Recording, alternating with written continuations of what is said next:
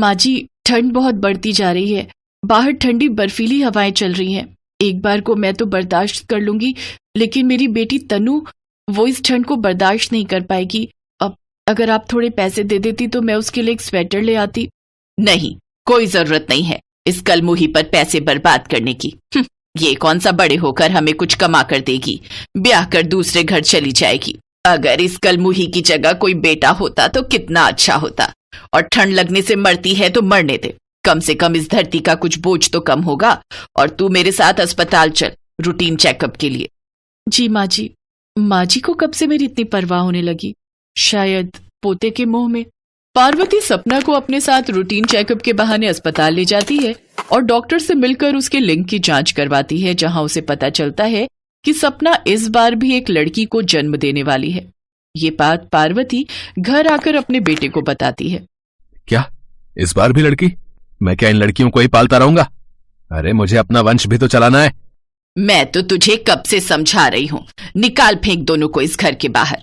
अगर ये औरत इस घर में रही तो लड़कियां पैदा कर करके तेरा बोझ ही बढ़ाती रहेगी। नहीं नहीं, ऐसा मत कीजिए माँ जी। सुनिए ना, अपनी बच्ची और होने वाले बच्चे के बारे में सोचिए। इतनी ठंड में मैं कहाँ जाऊंगी?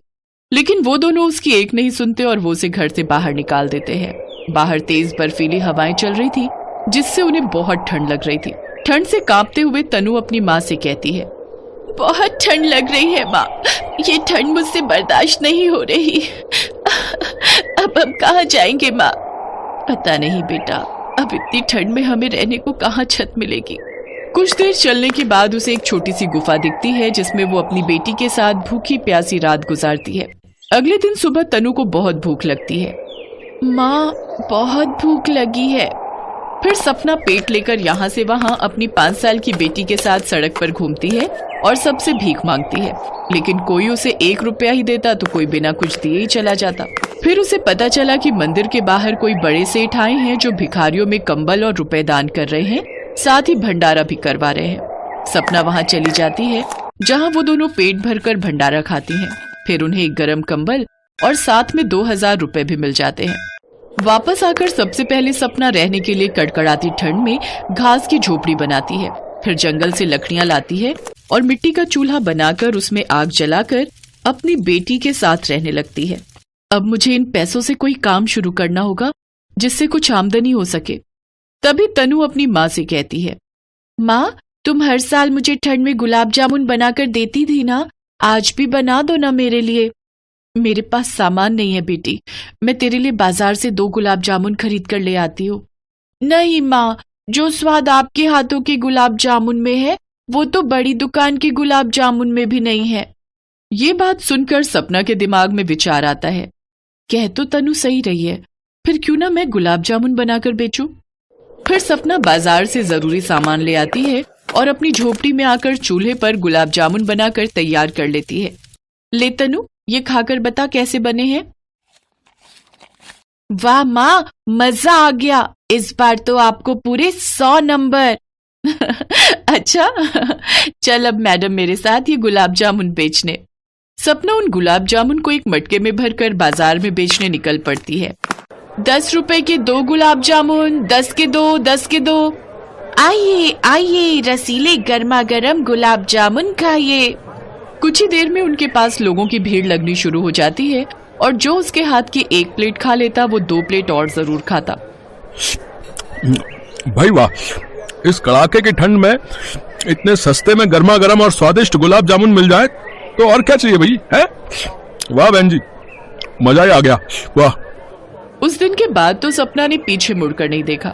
अब वो हर रोज और भी ज्यादा गुलाब जामुन बनाकर बेचने लगी और 2 घंटे के अंदर ही उसके सारे गुलाब जामुन बिक जाते। सपना की मेहनत रंग लाई और अब उसकी बहुत अच्छी कमाई होने लगी। वो खूब पैसा कमाने लगी और उसने अपने लिए पक्का घर बना लिया। साथ ही एक दुकान भी ले ली जिसमें वो गुलाब जामुन बनाकर बेचने लगी। साथ ही अपनी मदद के लिए एक और औरत को काम पर रख लिया। एक रोज, लेकिन बहन जी, तुम पेट से हो और इतनी ठंड में ये काम, मेरा मतलब है तुम्हारा मर्द, वो किधर है? ये सुनकर सपना ने कहा, मेरा इस दुनिया में कोई नहीं सिवाय मेरे बच्चों के। कुछ समय बाद उसने एक प्यारी सी बेटी को जन्म दिया, लेकिन फिर भी उसने अपना काम नहीं छोड़ा। वो अपनी नवजात बच्ची के साथ दुकान आती। अब उसने खूब पैसा कमाना शुरू कर दिया, तो वहीं दूसरी तरफ उमेश का बिजनेस डूब गया और उनका घर तक बिक गया। दोनों माँ बेटे रोड पर आ गए। वो सपना के पास आकर उससे माफी मांगते हैं, लेकिन सपना ने उन्हें नहीं अपनाया और अब वो अपनी दोनों बेटियों का पालन पोषण अकेले ही करने लगी और उनके साथ खुशी खुशी रहने लगी।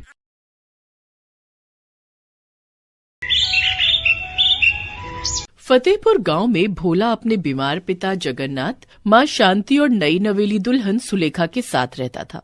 भोला अपने खेत में सब्जियां उगाकर बाजार में ले जाकर बेचा करता था।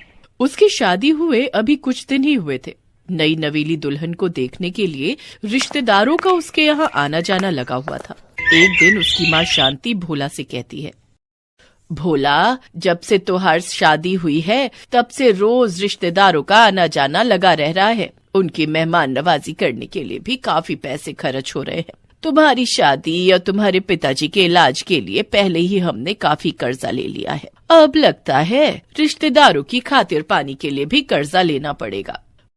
हाँ, बात तो तुम्हारी सही है माँ। सब्जियां बेचकर जो भी कमाई होती है वो तो सारी घर खर्च में ही निकल जाती है। ऐसे में कर्जा भर पाना तो मुश्किल हो रहा है। वैसे आपकी बहू गाजर का हलवा बहुत ही स्वादिष्ट बनाती है। एक बार उसके हाथ का गाजर का हलवा खाओगी तो अपनी उंगलियां चाटती रह जाओगी। हाँ, मैं तुझसे खर्चे की बात कर रही हूँ और तू गाजर का हलवा खाने की बात कर रहा है। तू कहना क्या चाहता है? मेरे तो कुछ पल्ले नहीं पड़ रहा।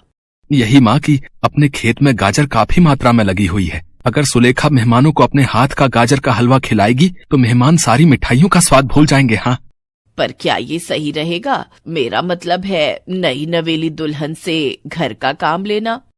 कमरे के बाहर खड़ी सुलेखा उन दोनों की बातें सुन लेती है और अंदर आकर कहती है, माँ जी, आप बिल्कुल भी चिंता मत कीजिए। मैं मेहमानों के लिए गाजर का हलवा बना दूंगी। सुनिए जी, मैं आपको हलवे के लिए कुछ सामान बता देती हूँ। आप बाजार जाकर ले आइए। तब तक मैं खेत में से गाजर तोड़कर ले आती हूँ। इसके बाद सुलेखा गाजर का हलवा बनाने में जुट जाती है। अरे वाह, हलवे की खुशबू तो बहुत ही अच्छी आ रही है भैया। हाँ, लेकिन आप चुप रहो। आपकी दवाइयाँ चल रही हैं और डॉक्टर ने आपको ये सब खाने से मना किया है। उसके गाजर के हलवे की खुशबू सूंघकर पड़ोस की निर्मला आंटी आ पहुँचती हैं। शांति, अरे ओ शांति, कहाँ है तू? अरे आजा निर्मला, अंदर आजा। शांति, मैंने सोचा तेरी नई नवेली बहू को देख आती हूँ। वैसे कहाँ है तेरी बहू? और ये हलवे की खुशबू तो बड़ी ही अच्छी आ रही है तेरे घर से। हलवा बना है क्या? हाँ सुलेखा बहू अंदर रसोई में है और वही गाजर का हलवा बना रही है। वो दोनों बातें कर ही रही होती है कि तभी सुलेखा प्लेट में हलवे की 2 कटोरियां लिए आती है और शांति और निर्मला को हलवे की कटोरी देती है। भाई वाह, ऐसा शानदार हलवा तो मैंने आज तक नहीं खाया। सच में ऐसा लग रहा है कि कहीं बड़े होटल में बैठकर खा रही हूँ। जितनी सुंदर बहू है उतना ही अच्छा हलवा भी बनाया है इसने। ये लो तुम्हारा शगुन, पूरे 251 रुपए हैं। सच में बहू, हलवा बहुत ही स्वादिष्ट बना है। भोला बिल्कुल सही कह रहा था, तुम्हारे हाथों में तो जादू है, जादू। इस तरह घर में जो भी मेहमान आता वो सुलेखा के हाथ का हलवा खाकर उसको खुश होकर इनाम दे जाता। ऐसे ही करके सुलेखा के पास काफी पैसे इकट्ठा हो जाते हैं और वो सास को पैसे देते हुए कहती है, माँ जी ये लीजिए 7,000 रुपए। हलवे के बदले में जो सगुन मिला है उसे आप रख लीजिए। बाबूजी की दवाई या कर्ज कम होने में काम आएंगे। नहीं बहू, ये तेरी मेहनत का फल है और इस पर तेरा हक है। इसका मतलब आप मुझे अभी तक इस घर का हिस्सा नहीं समझती जो ऐसी बातें कह रही हैं? नहीं बहू, हमारे दिल में भी तेरे लिए उतनी ही जगह है जितनी की भोला के लिए। तो फिर माँ जी, मेरी हर चीज पर भी आपका उतना ही हक है जितना कि मेरा। अब तो ये पैसे रख लीजिए ना माँ जी। उसके ये कहने पर शांति वो पैसे रख लेती है। ऐसे ही समय बीतता जाता है। एक रोज भोला सब्जियां बेचकर वापस घर की तरफ लौट रहा होता है कि तभी एक तेज रफ्तार बस उसे टक्कर मारकर चली जाती है और उसे चोट लग जाती है। तभी वहाँ एक बड़ी सी कार रुकती है। उसमें शहर का बहुत बड़ा बिजनेसमैन राजवंश भंडारी बैठा होता है। गरीबों की मदद करने से वो कभी पीछे नहीं हटता। वो अपने ड्राइवर के साथ भोला को उठाता है और अपनी कार में बिठाकर हॉस्पिटल ले जाता है। भोला का चेकअप करने के बाद डॉक्टर राजवंश भंडारी से कहता है, इसके दाहिने हाथ की हड्डी फ्रैक्चर हो गई है और मैंने प्लास्टर कर दिया है, लेकिन इसे पूरी तरह ठीक होने में समय लगेगा। हे भगवान, ये क्या हो गया? मैं खेती का काम कैसे करूंगा? सब्जियां कैसे बेचूंगा? मेरा घर कैसे चलेगा? तुम घबराओ नहीं, जब तक तुम पूरी तरह से ठीक नहीं हो जाते तुम्हारी और तुम्हारे परिवार की जिम्मेदारी मेरी। नहीं नहीं साहब, आपने मेरे लिए इतना किया, वही मेरे लिए काफी है। अगर आप मुझे समय पर अस्पताल ना लाते तो न जाने मेरा क्या होता। इसके बाद वो उसे अपनी कार से उसके घर छोड़ने जाता है। भोला की ऐसी हालत देखकर शांति, सुलेखा और जगन्नाथ रोने लगते हैं। हे भगवान, एक ही तो कमाने वाला था हमारे घर में, उसके साथ भी यह हादसा हो गया। पता नहीं अब हमारा घर खर्च कैसे चलेगा। उसके घर की ऐसी हालत देखकर राजवंश को उन पर बहुत दया आती है और वो 10,000 रुपए शांति को देते हुए कहता है, माँ जी, ये कुछ पैसे हैं, इन्हें रख लीजिए, आपके काम आएंगे। नहीं नहीं साहब, हम ये पैसे नहीं रख सकते। रख लीजिए माँ जी, आपके काम आएंगे। राजवंश शांति को वो पैसे देकर वहाँ से चला जाता है। गांव का मुखिया उनके घर आता है और कहता है, क्या बात है, शहर का सबसे बड़ा बिजनेसमैन, आज तुम गरीबों के घर क्या कर रहा था भाई? है? लगता है अब तो मेरा कर्ज जल्दी ही वापस मिलेगा, और वो भी सूद समेत है। वो भला आदमी भोला को अस्पताल लेकर गया था और अब उसे घर छोड़ने आया था। आप तो मेरी हालत देख ही रहे हैं ना मुखिया जी, ऐसे में आपका कर्जा, वो भी सूद समेत, हम कैसे चुका पाएंगे? मैं कुछ नहीं जानता भाई, मैं कुछ नहीं जानता। हाँ, मुझे अपने पैसे जल्द से जल्द चाहिए, नहीं तो अगर घी सीधी उंगली से ना निकले तो मुझे उंगली टेढ़ी करनी भी आती है, बता रहे हैं। हाँ, आप ठीक 1 महीने बाद आकर अपने पैसे ले जाइएगा, आपको आपके पैसे मिल जाएंगे और वो भी सूद समेत। सुलेखा के इतना कहते ही मुखिया वहाँ से चला जाता है। ये तुमने क्या कह दिया बहू? इतने कम समय में इतने सारे पैसों का इंतजाम कैसे होगा? आप चिंता मत कीजिए माँ जी, मैं सब ठीक कर दूं। अपने खेत में लगी गाजर से हलवा बनाकर मैं गांव-गांव जाकर बेचूंगी और मुझे उम्मीद है कि मुझे उससे अच्छी खासी आमदनी हो जाएगी। फिलहाल मुझे हलवे के लिए राजवंश भाई साहब जो पैसे देकर गए हैं उसमें से कुछ पैसे दे दीजिए, जिससे कि मैं हलवे का सामान ला पाऊं। लेकिन बहू, तू हलवा बेचेगी कैसे? हमारे पास न तो कोई ठेला, न दुकान और न ही हलवे के लिए बड़े बर्तन। बहू, तुम इतनी ठंड में अकेले बाहर जाकर हलवा कैसे बेचोगी? आप सब मेरी चिंता मत कीजिए, इस वक्त मुझे बस आप लोगों के साथ की जरूरत है, बाकी मैं सब संभाल लूंगी। पर इतनी ठंड और कोहरे से तुम कैसे? नहीं नहीं, मेरा मन नहीं मानता। जब सिर पर जिम्मेदारियां पड़ती हैं ना, तो क्या ठंड और क्या गर्मी। और अब आपके साथ साथ ये घर और इस घर की जिम्मेदारियां मेरी भी हैं। बहू, हम तो तुझे पाकर धन्य हो गए। मुझे तो बस आप लोगों का आशीर्वाद चाहिए माँ जी। ऊपर वाले ने चाहा तो आपकी बहू 1 महीने के अंदर सारा कर्जा चुका देगी। हमारा आशीर्वाद हमेशा तुम्हारे साथ रहेगा बहू।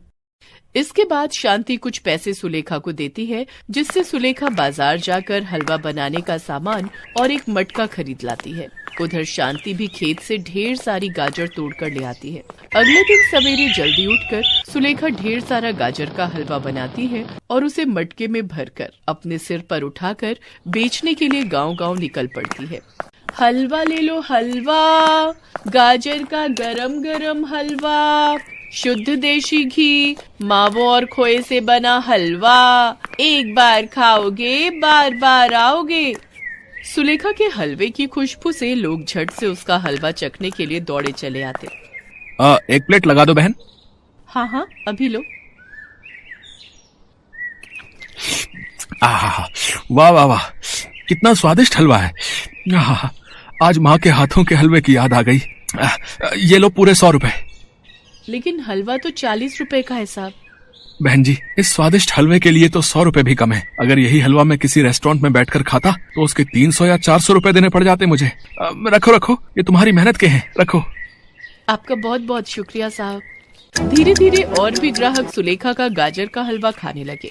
कुछ ही दिनों में वो मटका गाजर हलवा वाली के नाम से मशहूर हो गई। सुबह से शाम तक उसका सारा हलवा खत्म हो जाता, लेकिन ग्राहकों की भीड़ कम होने का नाम नहीं लेती। उसने महीने के अंत तक अच्छे खासे पैसे इकट्ठे कर लिए थे।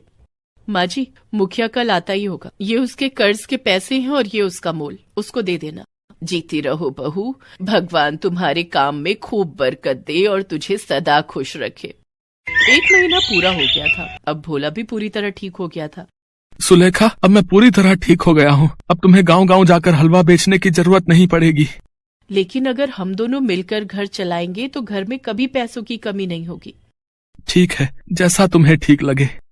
इसके बाद दोनों मिलकर एक एक ठेला खरीद लेते हैं। जहाँ एक तरफ ठेले पर भोला अपने खेत की सब्जियां बेचता, वहीं उसके बगल में सुलेखा मटके वाला गाजर का हलवा नाम से अपना ठेला लगाकर हलवा बेचती। अब उनके पैसों की कमी दूर हो चुकी थी और वो दोनों खुशी खुशी मिलकर साथ साथ अपना काम करते।